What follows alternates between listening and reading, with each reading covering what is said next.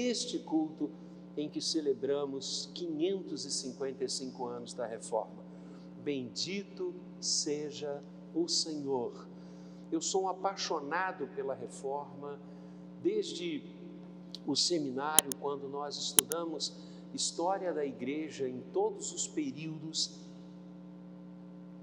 Eu me lembro e me recordo quanto a história da Reforma, os vultos que Deus usou naquele momento histórico de homens e mulheres para mudar a concepção, a visão, a coragem dos reformadores, a unção daqueles homens, é algo assim que nos enternece e nos faz agradecer a Deus. Não estamos diante de apenas mais um movimento da igreja. Quando nós pensamos a reforma, quando nós glorificamos a Deus pela reforma, nós estamos diante de um movimento do Espírito Santo de Deus. Porque eu não tenho dúvidas de que, se não for o Espírito, impossível seria aos reformados enfrentarem humana e historicamente o maior poder que a história humana já viu concentrar-se, que era a igreja cristã medieval. As grandes potências de hoje não chegam perto do poder que a igreja cristã medieval possuía. O Papa e os seus peclários dispunham e colocavam reis e imperadores como eles desejavam. O povo tinha medo daqueles que se apresentavam como sacerdotes de Cristo. A excomunhão de um deles, a vedação da obtenção dos sacramentos e do acesso à própria confissão e o perdão outorgado pelo sacerdote era pena de morte. E Deus soprou no coração dos reformadores. E eles ousaram, em nome de Jesus, levar o povo de Deus de volta para a palavra do Senhor, a única regra de fé e de prática. Portanto, coisa boa pensarmos nesta noite, igualmente histórica para cada um de nós, porque, independentemente do segundo turno da eleição presidencial, cada dia é um dia histórico para nós, porque podemos nos levantar, viver para a glória de Deus e deitar nos travesseiros de nossas casas, sabendo que amamos ao Senhor, porque Ele nos amou primeiro. Bendito seja o Senhor da igreja, bendito seja o Senhor da reforma. Eu quero ler com você nesta noite, já que eu não venho aqui há muito tempo, então eu estou absolutamente livre em relação ao tempo. São 505 anos, eu não vou demorar tudo isso pregando, mas farei aí uma proporcionalidade em relação ao tempo da reforma. Abra comigo em Romanos, capítulo 1, e eu quero ler com você o texto que, segundo Lutero, o próprio Lutero, vai escrever, que foi o texto que ardeu o seu coração. Na verdade, a expressão que ele usa, e ele escreve em alemão, o texto que colocou chamas no meu coração. Essa é a força da ideia, da expressão que ele usa, quando ele lia a palavra. Romanos 1, verso 17, o versículo que teria queimado o coração de Lutero, quando ele estudava as Escrituras. Visto que a justiça de Deus se revela no Evangelho de fé em fé, como está escrito, o justo viverá pela fé. O justo viverá pela fé. Amados, a igreja do Senhor Jesus, durante o seu primeiro século de existência e história, foi muito perseguida pelos judeus. Paulo, ainda Saulo, é um exemplo crasso de como o judaísmo perseguiu aqueles que eram do caminho. Esse foi o primeiro título a definir os nossos irmãos no passado, aqueles que eram do caminho, porque Cristo, não é? Intitulou-se como o caminho, a verdade e a vida. Lucas vai nos contar que os nossos irmãos são chamados de cristãos pela primeira vez em Antioquia. Então, aqueles que eram do caminho, depois nomeados como cristãos, sofreram uma perseguição intensa por parte dos judeus. E Lucas vai contar isso para nós no início do livro de Atos, quando o Sinédrio prende apóstolos, quando o Sinédrio tortura, quando o Sinédrio expõe, pedindo, mandando, ordenando que eles se calassem, e o apóstolo Pedro se levanta e de forma heróica e corajosamente pelo Espírito Santo diz: importa muito mais, infinitamente mais, obedecer a Deus do que aos homens. Nós não podemos nos calar diante das coisas que vimos, testemunhamos e ouvimos dos lábios daquele que ressuscitou. E o Senhor toca o coração de um dos principais algozes da igreja, Paulo. Então Saulo o transforma na estrada de Damasco. O apóstolo Paulo passa a ser um instrumento no mundo gentílico. Várias comunidades se organizam, várias igrejas se assomam ao Império Romano, povo que então governa e manda em grande parte do mundo conhecido.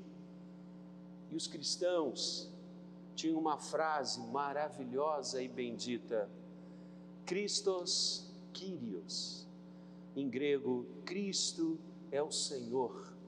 César pode ser o senhor humano, mas acima de César, infinitamente mais do que César, está o Rei dos Reis, o Senhor dos Senhores.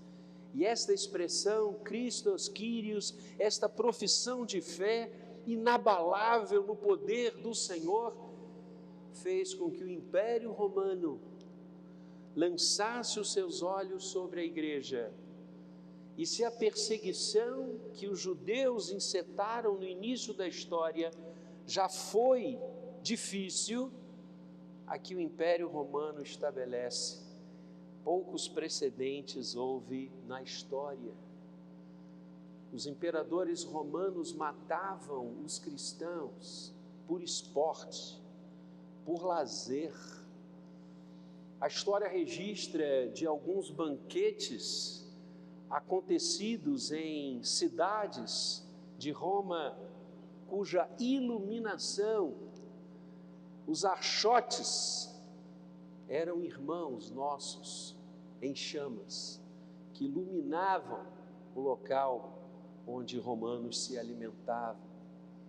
Os circos romanos, cristãos de todas as idades, eram mortos pelas bestas feras, porque não dividiam a sua fé e a sua confiança. Criam em Cristo, só Ele é o Senhor. E o império vislumbrava nisto um crime de lesa majestade, um crime terrível que precisava ser abafado. Até que sobe ao poder numa disputa sanguinolenta Constantino. E antes da batalha, uma das batalhas decisivas, ele teria tido um sonho. E o sonho vinha uma cruz. E a frase: por este sinal vencerás. E ele mandou pintar a cruz em todos os escudos dos seus exércitos. E ele vence a batalha. E no ano 313, na cidade de Milão, Constantino assina um édito, uma ordem, proibindo a perseguição em relação aos cristãos. 300 anos de perseguição, 300 anos onde bastava se declarar cristão, seguidor de Jesus, discípulo de Cristo, para que você pudesse ser morto na hora seguinte, expropriado de seus bens, vitimado na perda de sua família. Isto gerou uma igreja absolutamente pura, fiel. Nesses 300 primeiros anos, você poderia ser qualquer coisa, menos um cristão nominal, porque a profissão de fé de ser de Cristo importava em muitas vezes numa profissão de morte. Então, não tinha espaço para amigos ou curiosos, e a igreja era forte, santa, absolutamente pura e focada no amor do Senhor. E quanto mais se batiam, quanto mais se perseguiam, quanto mais se matavam, mais a igreja crescia, a ponto de imperadores, na sequência de Constantino, declararem o cristianismo como uma religião oficial do Império Romano. E o que começa a acontecer com Constantino, século IV? A igreja passa da catacumba de Roma aos palácios de Roma. E numa inversão rápida, acelerada, aqueles que enfrentavam a morte por serem cristãos passaram a gozar de benefícios e beneplácitos oferecidos pelo Estado.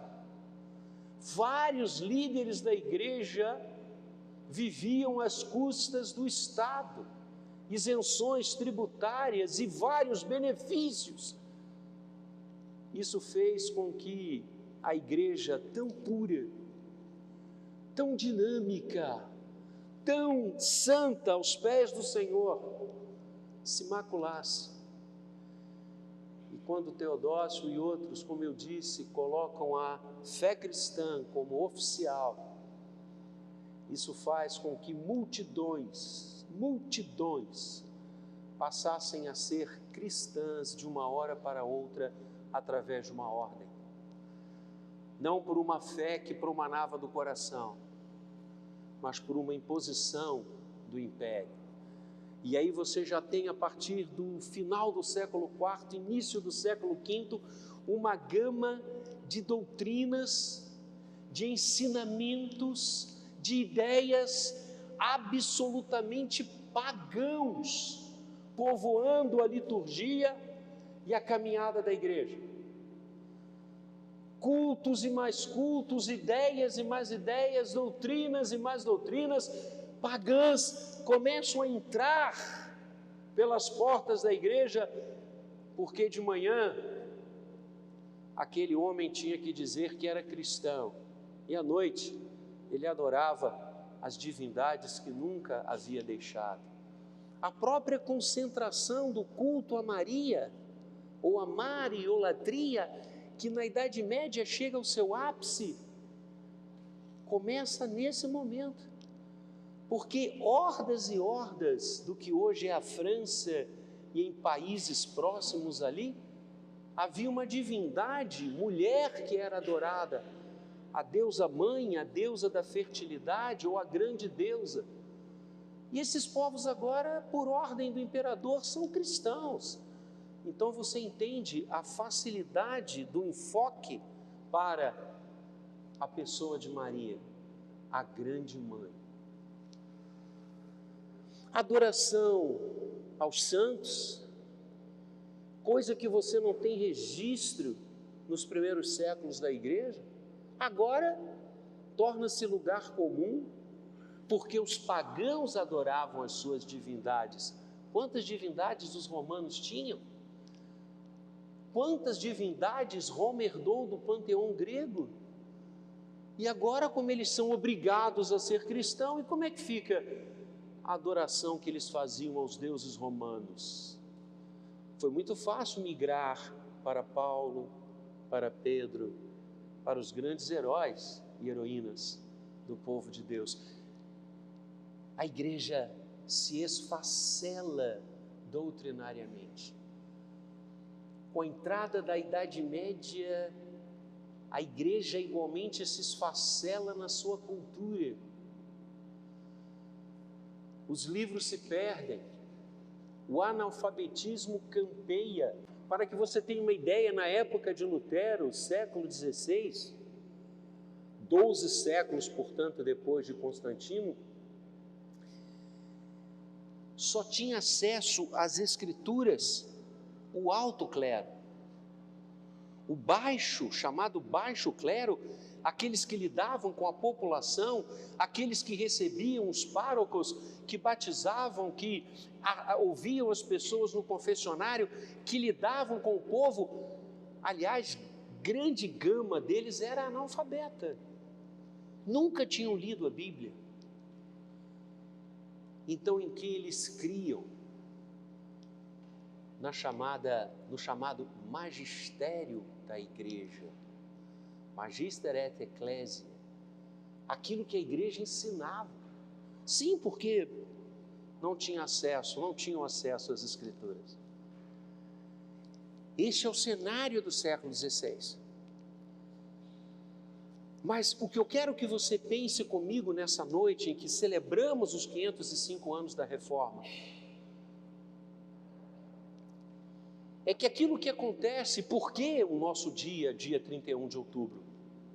Porque foi exatamente em 31 de outubro de 1517 que Lutero, doutor em teologia, um homem que se dedicou a estudar as Escrituras, absolutamente indignado com os rumos da igreja, principalmente, vamos falar daqui a pouquinho, com uma forma de salvação que era pregoada à época, a salvação pelas indulgências.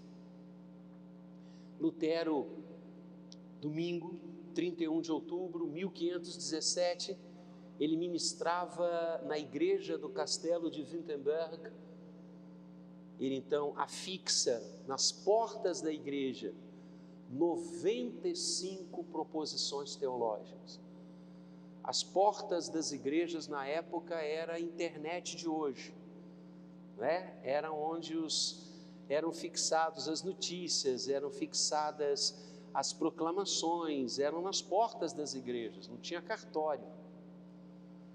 Então Lutero afixa na porta suas chamadas e conhecidas 95 teses, onde ele chama o povo a uma reflexão teológica. Ali estava dado o estopim da reforma. Por isso, nós comemoramos esse maravilhoso movimento do qual somos herdeiros no dia 31 de outubro. Mas o que eu quero dizer a você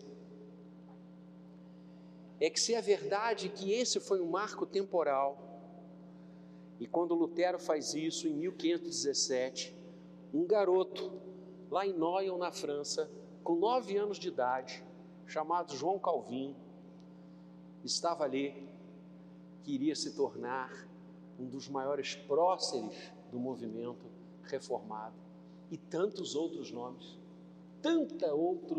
tantos outros heróis da fé neste período, um período rico para a glória de Deus. Lutero não realiza um solo no século XVI. Lutero realiza um grande coral, porque desde o século IV, quando eu disse Constantino cessa a perseguição e a igreja começa a caminhar em estradas nada abençoadoras, você teve movimentos que buscaram reformar a igreja. O primeiro grande movimento que tenta e busca reformar a igreja é o monasticismo, onde cristãos revoltados com o que já estava acontecendo saem da sociedade, criam mosteiros, criam lugares para orar, para buscar a Deus longe das coisas ruins que já começavam a acontecer. Então, na verdade, você tem 12 séculos de movimentos reformadores. John Wycliffe, John Hus, o próprio Savonarola na Itália, os Lollardos, os Valdenses, os Huguenotes na França, que são os presbiterianos. movimentos, pessoas, vidas que nunca se conformaram com os desvios da igreja, que nunca aceitaram uma fé diminuída. Pelo contrário. Então, o que acontece no século XVI é um canto coral. A voz de Lutero, a voz de Calvino, a voz de Melanchthon, a voz de Teodoro Bessa, a voz de tantos outros, Zwinglio, somam um grande coral daqueles que creem nos pilares da reforma. E é sobre exatamente alguns desses pilares, aqueles que nós conhecemos de uma forma muito intensa, que eu quero conversar rapidamente com você nessa noite. O primeiro pilar é aquele que o próprio Lutero estabelece ao ler as Escrituras. Ele vai dizer que o seu coração, como eu disse, ardeu, pegou fogo quando ele leu as Escrituras. O primeiro pilar da reforma, movimento do qual somos herdeiros, é o sola Escritura. Só a Escritura. A reforma é uma volta, um retorno à palavra de Deus. Retorno esse que esses movimentos reformadores, como eu falei, tinham essa mesma fala. Wycliffe vai traduzir as Escrituras para a língua inglesa. Wycliffe vai de casa em casa entregando as Escrituras. E a invenção da imprensa por Gutenberg, iluminado por Deus, vai propiciar que a Escritura Sagrada, o primeiro livro impresso, ganhe o mundo, ganhe as pessoas. E os reformadores vão dizer: só, única e exclusivamente a palavra de Deus. A Bíblia Sagrada é a nossa única regra de fé e de prática. Todo o conteúdo teológico tem de estar fincado nela. Todo o conteúdo de prática tem de estar fincado nela. A Bíblia deve ser anunciada nos cultos públicos, no centro das igrejas. A Bíblia é o farol que nos ilumina. Sem ela, não temos como conhecer ao Senhor, porque Deus se revelou, e a reforma vai nos ensinar que revelação é a comunicação que Deus faz de si mesmo ao homem. Deus se comunicou através das coisas que foram criadas, revelação natural. Deus se comunica especialmente nas Escrituras Sagradas, a inspirá-la. E o apóstolo Paulo vai dizer: toda a Escritura, não apenas algumas partes, não apenas aquilo que nós queremos ler, mas toda a Escritura é inspirada por Deus. E o verbo que ele usa ali no grego, verbo theopnestos, significa soprada. As Escrituras foram dadas por Deus aos homens. Ele soprou no coração dos homens aquilo que era para ser escrito e registrado. Nessa mesma linha, Pedro vai dizer que jamais mensagem, profecia alguma foi dada por diletantismo humano, mas homens santos falaram, movidos pelo Espírito de Deus. E Deus se revela vivamente na pessoa de Jesus. Revelação natural, revelação especial, revelação viva. Revelação natural, a que Deus faz na natureza. Revelação especial, a que Deus faz nas Escrituras Sagradas. Revelação viva, a que Ele faz em Cristo Jesus. Ninguém jamais viu a Deus, mas o Deus unigênito que está, o Filho que está no seu seio, Ele nos revela a pessoa do Pai. Então os reformadores fincaram bandeira em relação às Escrituras Sagradas, a inerrância das Escrituras, a bênção de lê-las, de estudá-las, de meditar nelas, e a Bíblia volta a ser o centro da reflexão teológica da igreja, como foi na igreja primitiva. Quando o apóstolo Paulo, por exemplo, chega na igreja em Bereia, e os irmãos checavam nas Escrituras se o que Paulo estava dizendo estava certo ou não. É isso, voltamos a ser bereanos, voltamos a amar as Escrituras, voltamos a conhecê-las, voltamos a estudá-las, voltamos a interpretá-las, somos novamente o povo do livro, e essa condução nos foi colocada pela reforma. O segundo pilar que a reforma traz maravilhosamente, porque o coração de Lutero se aqueceu quando ele leu: o justo viverá pela fé. Citando Abacuque, conceito que vem do Antigo Testamento, e aí nós temos o segundo pilar, o sola fide. Os reformadores vão ensinar: o que nos salva não são as obras e as indulgências que eram vendidas na época. Pasmem, irmãos, o perdão de Deus era vendido. Fizeram lá algumas contas e descobriram que para ganhar o céu era mister X boas obras. E alguém mais iluminado disse: mas espera, se são necessárias X boas obras para chegar ao céu, certamente Paulo teve muito mais, Pedro teve muito mais, Isaías teve muito mais. Então essas boas obras que estes homens de Deus não precisavam para altear o céu, estão sobrando, vamos vendê-las.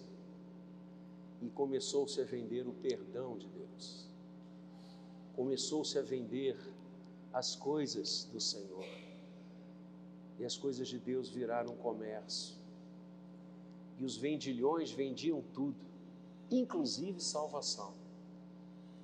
Lutero se levanta indignado contra isso, e vai dizer: não, a nossa salvação é única e exclusivamente pela fé. Só a fé é que nos coloca diante de Deus. Hebreus 11, sem fé é impossível agradar a Deus. É a fé que baliza, justificados, pois, mediante a fé. O Senhor nos ensina claramente nas Escrituras que só a fé nos faz novas criaturas. Só a fé nos leva a conhecer a graça, a misericórdia e o carinho de Deus. Só a fé, e através dela nos apropriamos do que o Senhor tem para nós. Sola fide, segundo pilar, o segundo grito da reforma. Tiram-se as imagens do templo, porque não são os santos que nos levam a Deus, mas a fé direta no Senhor que está sentado no trono. Sim, pela graça sois salvos, mediante a fé. Isso não vem de vós, é dom de Deus. O justo viverá pela fé. Não confiamos nas obras, não confiamos em qualquer outra coisa, não confiamos na instituição humana, confiamos em Deus, única e exclusivamente. E o que esta fé abre na nossa relação com Deus para recebermos? A sua graça. E o terceiro pilar da reforma, sola gratia, só a graça de Deus. E a graça, na linda definição de Agostinho, é favor não merecido. A graça significa o amor de Deus em movimento. Os reformadores disseram: o que nos salva é a graça, o que nos redime é a graça. Nossas obras não só não podem comprar o favor de Deus, como não nos legitimam diante dele, porque tudo que temos é graça. Jesus veio ao nosso encontro por sua graça. Jesus foi à cruz por cada um de nós, por sua graça. Jesus ressuscitou por sua graça, por sua bondade, por sua misericórdia. E a reforma redescobre nas Escrituras Sagradas o Deus da graça, o Deus de toda a graça, o Deus que, tendo-nos amado, amou-nos até o fim. Aquele que nos amou de tal maneira que pela sua graça nos deu o seu único Filho, para que todo aquele que nele crê não pereça, mas tenha vida eterna. E com isso, com sola gratia, a reforma coloca novamente nos eixos e nos trilhos a nossa relação com Deus, que não é uma relação de medo, não é uma relação de pavor, mas uma relação de amor, porque a graça é o amor de Deus em movimento, e nós o amamos porque Ele nos amou primeiro. E a ação dessa graça, o fruto dessa graça, a possibilidade de pela fé nos apropriarmos desta graça, nos veio por um só, aquele cujo nome está acima de todo nome. E aí o quarto pilar da reforma, solo Christus, só Cristo. Há um só mediador entre Deus e os homens, Jesus Cristo, homem, o Verbo que se fez carne e habitou entre nós, e vimos a sua glória, glória como do unigênito do Pai. Deus estava em Cristo, reconciliando consigo mesmo todas as coisas. Esta fé que nos justifica, esta fé que traz a graça derramada sobre a nossa vida, tem um condutor, tem um mediador, tem um canal, tem um caminho, e este caminho é única e exclusivamente Jesus Cristo. Cristo é o Senhor da igreja, Cristo é o cabeça da igreja, todos nós pertencemos a Ele, só diante dEle nos ajoelhamos. Toda e qualquer autoridade eclesiástica deve estar nele, servindo-o, amando-o, porque Ele é o Senhor de todas as coisas. Os reformadores redescobrem Efésios, quando Paulo diz que o propósito de Deus é de fazer convergir em Cristo todas as coisas, as visíveis, as invisíveis, quer sejam tronos, soberanias, potestades, tudo absolutamente, e colocar tudo isso como estrado debaixo dos seus pés. Some a legitimação de poder humano e entra única e exclusivamente o legítimo Senhor da igreja, Cristo Jesus, Senhor do universo, aquele que era, que é, que há de vir, aquele que é o mesmo hoje, ontem e o será para sempre. A igreja volta a ser cristã e não romana. A igreja volta a ser dele e não de um grupo de pessoas. A igreja é de Cristo e todos nós somos pastores dele. Não somos sacerdotes no sentido medieval, somos sacerdócio real no sentido bíblico, porque abençoamos as pessoas e caminhamos com elas para Cristo Jesus. E o somatório de tudo isso, sola Escritura, sola fide, sola gratia, solo Christus, redunda na nossa vida agora na sociedade. E esse é o quinto pilar da reforma.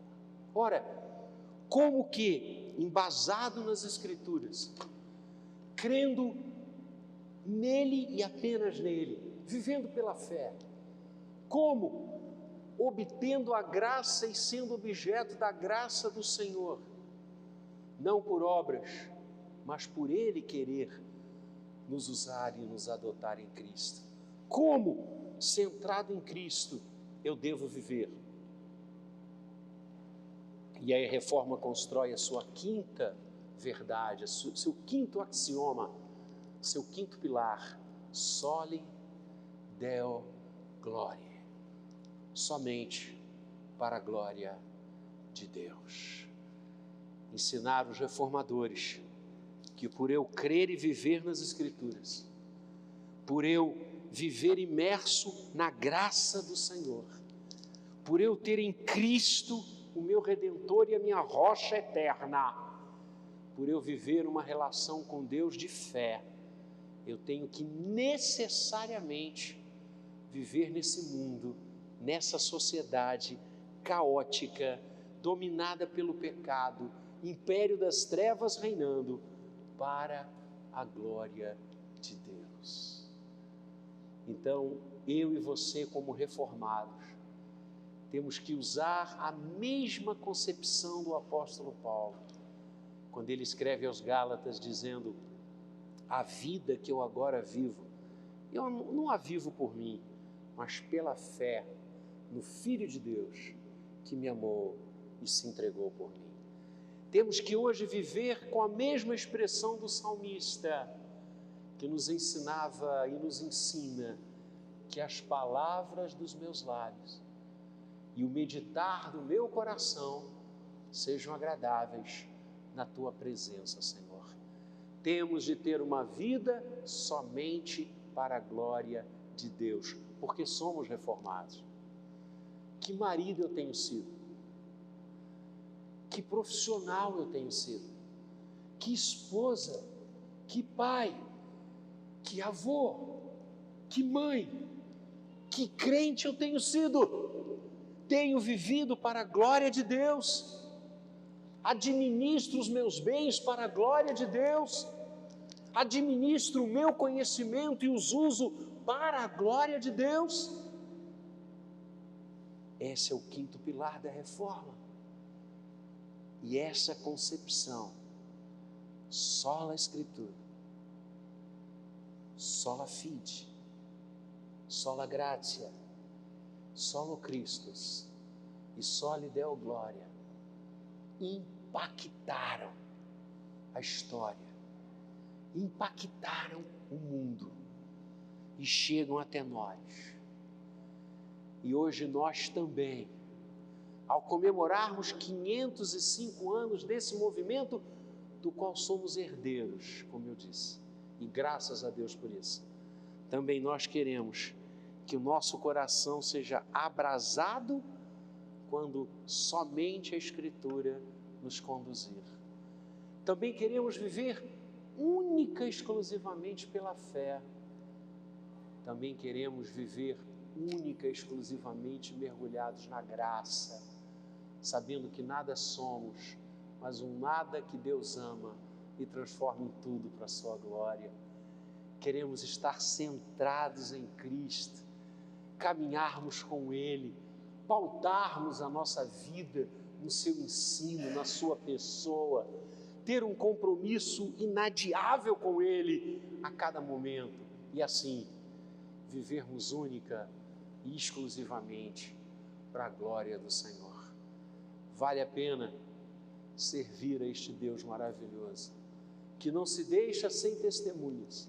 Ao contrário, ao longo da história e do tempo, sempre levanta aqueles que, em nome e para a glória dele mesmo, vão voltar sempre ao berço onde ele nos quer, ao veio onde ele nos deseja, no caminho que é ele mesmo. Que Deus nos abençoe.